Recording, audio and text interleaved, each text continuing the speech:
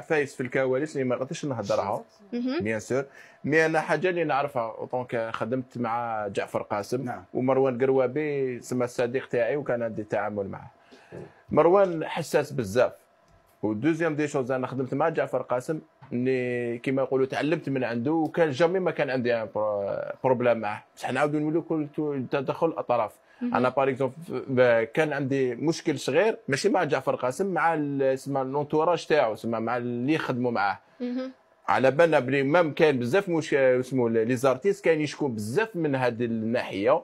بون كاينه وحده ولا مانيش حاب نهضر الاسم، اللي كاينه وحده ما تعرفش كيفاش تهضر مع لي زارتيست، وكاع الفنانين كاع يهضروها بيناتهم في المعامله تخشي ما تقيمش الارتيست بزاف، ما تعرفش كيفاش تهضر معاه.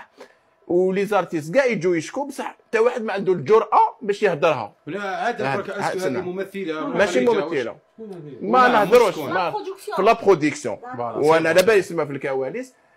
انا سما انا بسيفتي انا كنت نخدم مع جعفر قاسم وجامي ما كان عندي بروبليم معاه، بروفيسيونيل وكل حاجه. مي هذيك الشخصيه اللي على جالات ما حبيتش نجي نخدم كاع تماك معاه. يعني مروان ما راهوش وحده. حنا تخشي حنا كيفاش نقول لك، حنا عندنا تخشي هذيك ما نحملوش. حنا باغ اكزومبل عندنا تخشي النيف ما نقدروش نحملو. باغ اكزومبل عفايس يجوزوها ولا حنا ما نقدروش نجوزوها. حنا مادام كي نهضر معك باحترام تهضر معايا باحترام.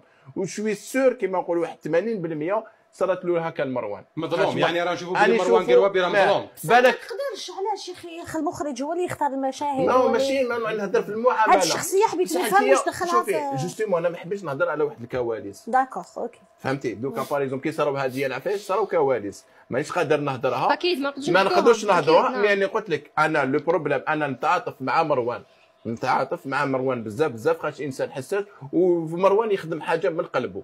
فهمتي. وانا دوكا باغ اكزومبل انا عندي سوجي زعما شويه طونك بروديكتور، ما نهضر مع لو كوميديان ديريكت. ما نحب حتى واحد يكون وسيط ولا يدخل روحه في عفايس اللي ما يقدرش يدخلهم. نعم. مروان شوي سور بلي بالك صرا له هذا البروبليم. نعم.